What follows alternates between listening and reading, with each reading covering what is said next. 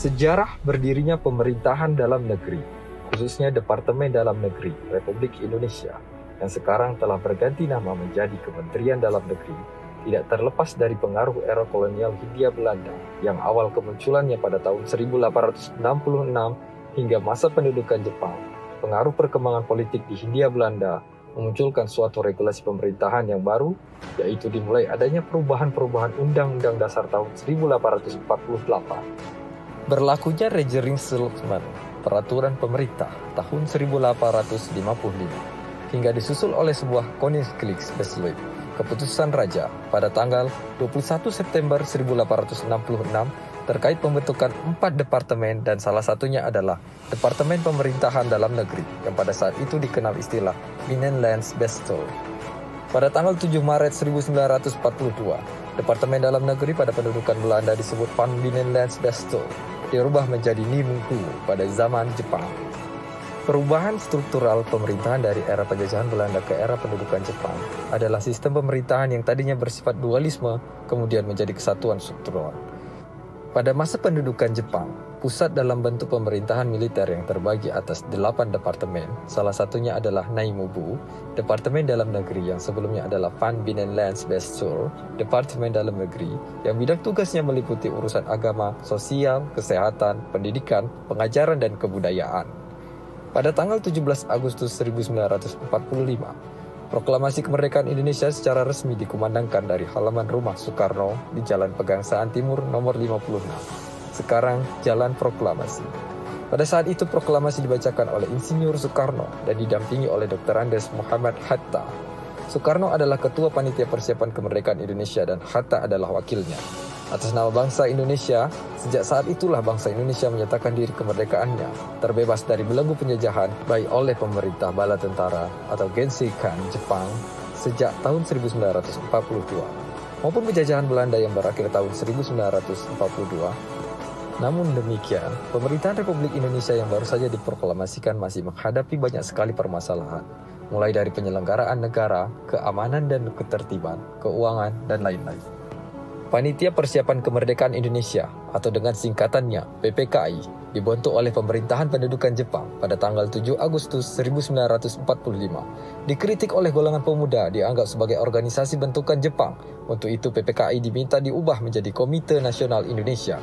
Usulan ini diakomodasi oleh PPKI dengan mengundang wakil pemuda seperti Wikana, Khairul Saleh, dan Sukarni dalam sidang pertama PPKI pada tanggal 18 Agustus 1945. Meski terjadi perdebatan antara kelompok pemuda dan kelompok nasionalis tua, pada akhirnya PPKI berhasil menetapkan Undang-Undang Dasar 1945 dan menambahkan peraturan peralihan bahwa pemilihan presiden dan wakil presiden dapat dilakukan oleh PPKI. Setelah menetapkan Undang-Undang Dasar 1945 pada sidang PPKI siang harinya atas usulan Otto Iskandar Dinata, Soekarno, dan Hatta secara resmi dipilih oleh anggota PPKI sebagai Presiden dan Wakil Presiden Republik Indonesia. Setelah proklamasi 17 Agustus 1945, keberadaan Lembaga Kementerian Dalam Negeri semakin dikukuhkan melalui hasil sidang PPKI tanggal 19 Agustus 1945. Sidang tersebut dimulai pada pukul 10 pagi. Acara pertama adalah membahas hasil kerja panitia kecil yang dipimpin oleh Otto Iskandar Dinata. Sementara itu, sebelum acara dimulai, Presiden Soekarno menunjuk Mr. Ahmad Subarjo, Sutarjo Karto Hadi Kusumo, Mr. Kasman untuk membentuk panitia kecil yang akan membahas bentuk departemen-departemen sebagai salah satu alat kelengkapan pemerintahan yang baru berdiri. Panitia kecil pimpinan Subarjo pada sidang PPKI yang kedua pada tanggal 19 Agustus 1945 mengusulkan supaya diadakan 13 kementerian, salah satunya Departemen Dalam Negeri. Departemen Dalam Negeri yang diusulkan tersebut di dalamnya melingkupi unsur kepolisian, akan tetapi finalisasi atau pengesahannya menjadi 12 departemen dengan 1 menteri negara. Satu kementerian yang hilang adalah Kementerian Urusan Agama yang digantikan oleh Departemen Pekerjaan Umum atas usulan Muhammad Hatta.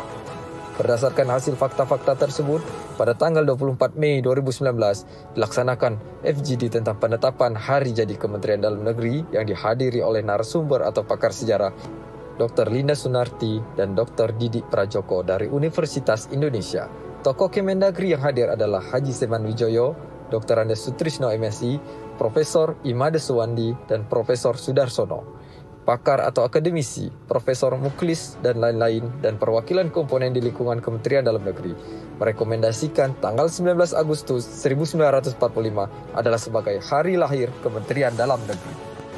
Sebagai sebuah refleksi perjalanan sejarah berdirinya Departemen Dalam Negeri hingga menjadi Kementerian Dalam Negeri Republik Indonesia, yaitu dimulai dari kepemimpinan Menteri Dalam Negeri yang pertama, Raden Adipati Arya Muharram Yuranata Kusuma kelima, telah mengalami beberapa pergantian kepemimpinan hingga dengan sekarang Menteri Dalam Negeri ke-39, yaitu Jenderal Polisi Purnawirawan Profesor Dr. Andes Haji Muhammad Tito Karnavian, MA PhD, diharapkan memberikan hikmah kepada para pemimpin dan pegawai Kementerian Dalam Negeri untuk terus memperbaiki diri dalam menyongsong tantangan tugas di masa mendatang.